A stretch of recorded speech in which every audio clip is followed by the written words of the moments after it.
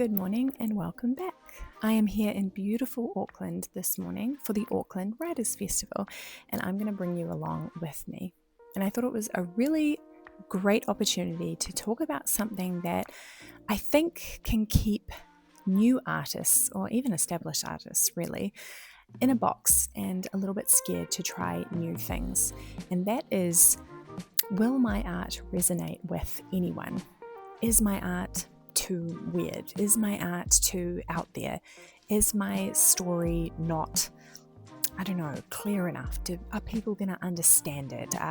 And some of these questions are, helped along by a really great editor or fantastic feedback. But sometimes it's actually about putting your things out there, knowing that there is a hugely diverse audience out there that will resonate with your art. So I've got a few things to do this morning. I've got to still eat my breakfast, do a little bit of paperwork for this video, get ready to go along to the Auckland Writers Festival, and we'll come back. And I think this is an important topic to think about, because I think we can get a spark of an idea and that excitement kind of bubbles up inside of you, and you grab your supplies or you open up your laptop and you get ready to go.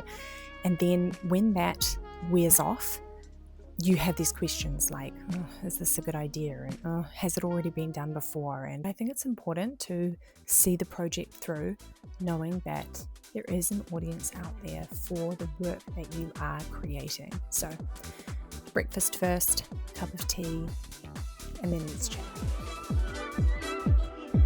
I kinda adore you, but don't get too proud. You're like my favorite snack, I won't say it out loud. I won't say you're perfect, we all know you're not.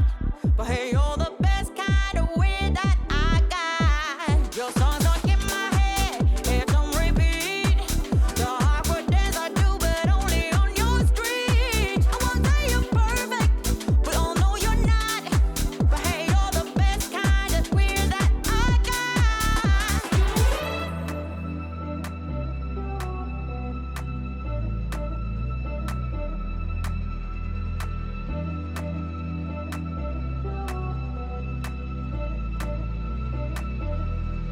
In a world full of ordinary, you're my playful dream, turning everyday moments into a sparkling zine.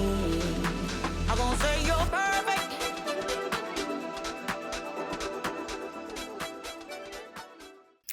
Welcome back. I've had breakfast, I've got a cup of tea.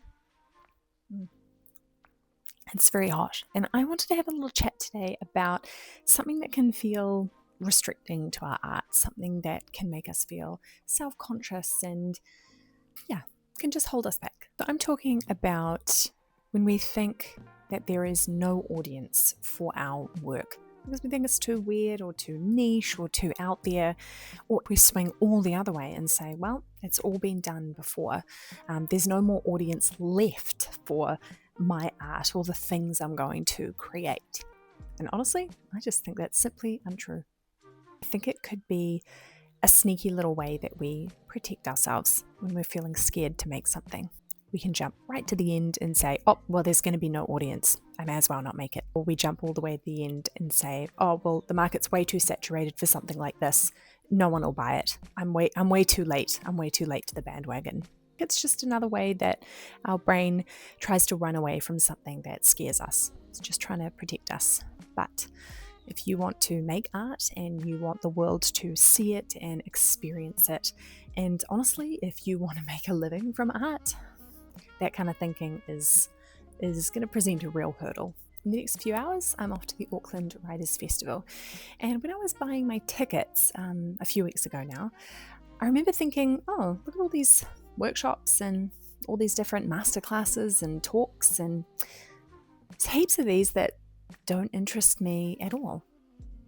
And then I thought, that's really great, because there's a huge, diverse audience out there for art, and those masterclasses and workshops and talks, they're for them. And I think that's a really great sign for artists. I'll show you some clips from the Auckland Writers Festival right now, because I've been a couple of times in the past few years, and I see the same thing all the time. a hugely diverse audience coming together to see their favorite writers, to celebrate literature together, to spend time in the company of other people who love writing and reading. Proof that right here in New Zealand, people are making space for art. So let's tackle the first thing, right? It's all been done before. So that's kind of this argument that the market is saturated. There's no room for you. There's no room for your art anymore. It's all been done before. Okay. You've seen me rave about this book before, We Need Your Art by Amy McNee. It's phenomenal. And in here, she talks about that lie about market saturation, okay? And what she says in there is like, yeah, sure, there's lots going on, and some of it kind of might be like what you're creating or a little like what you're creating, but it's not something that should stop you from making the art, right?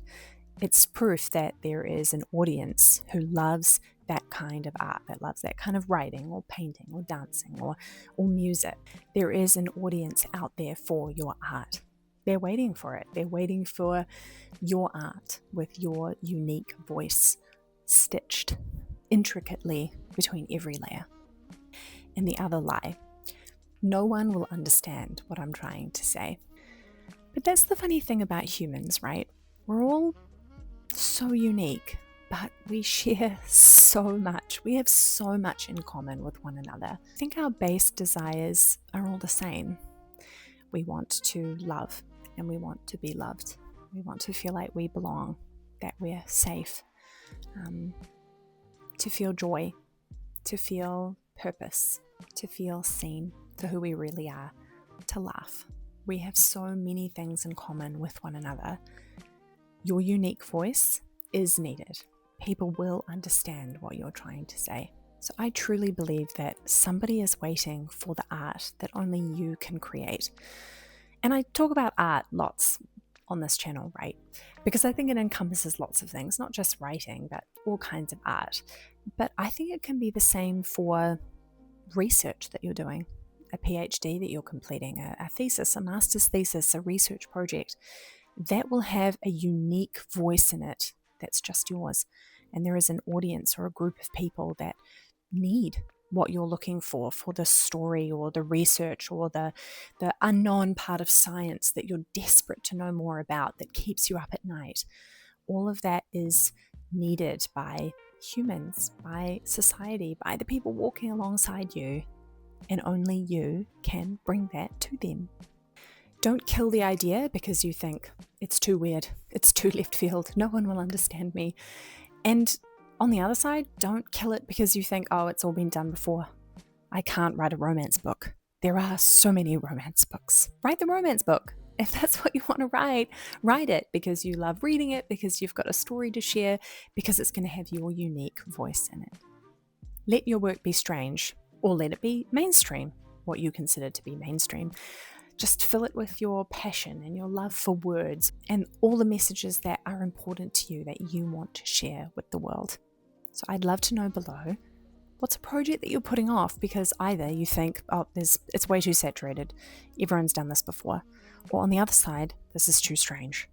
Just give me the title or a brief little piece of information. I would love to know what you're working on. So like I said all the way back at the beginning, don't get stuck thinking that you have to make your art for everyone, to make it universal. Your art won't appeal to everyone. That's okay. How many times have you gone to a movie or watched a TV show and you love it and you rave to a friend about it, or you even post about it on social media, and people come back and say, oh God, I saw that movie. I left 3 times in the cinema. Did we see the same movie? We watched the same television show? Are you sure you watched the same television show that I recommended to you?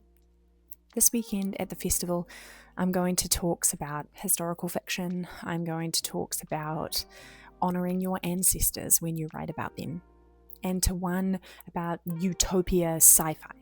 I'm really interested in those talks. That's why I, spent my cold hard cash and bought tickets for them. But they wouldn't have appealed to everyone, and that's okay.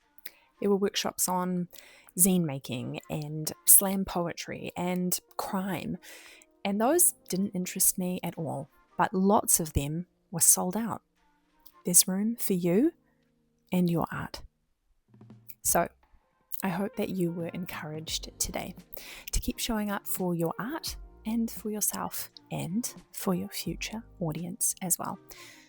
Go and make the art that only you can make. And if you've got this far in the video, you're in the top 20% of viewers on YouTube, because only 20% of people get all the way to the end of a video. So drop a little book emoji below and tell me something that you're working on right now, because I want to get excited about your art.